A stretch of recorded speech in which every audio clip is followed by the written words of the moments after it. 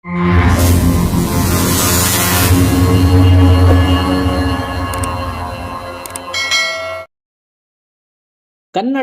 ಪ್ರಮುಖ ಕವಿ, ಲೇಖಕರು, ಶಿಕ್ಷಕ, ಪರಿಸರವಾದಿ, ಪತ್ರಕರ್ತರಾದ ನಾಗೇಶ ಹೆಗಡೆ ಅವರು ಫೆಬ್ರವರಿ 14, 1948ರಲ್ಲಿ ಜನಿಸಿದರು.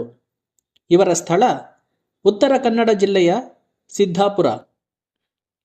ಇವರ ಕೃತಿಗಳು ಇರುವುದೊಂದೇ ಭೂಮಿ, ಗಗನ ಸಖಿಯರ ಸೆರಗ ಹಿಡಿದು, ನಮ್ಮೊಳಗಿನ ಬ್ರಹ್ಮಾಂಡ, ಗುರುಗ್ರಹದಲ್ಲಿ ದೀಪಾವಳಿ ಇತ್ಯಾದಿ.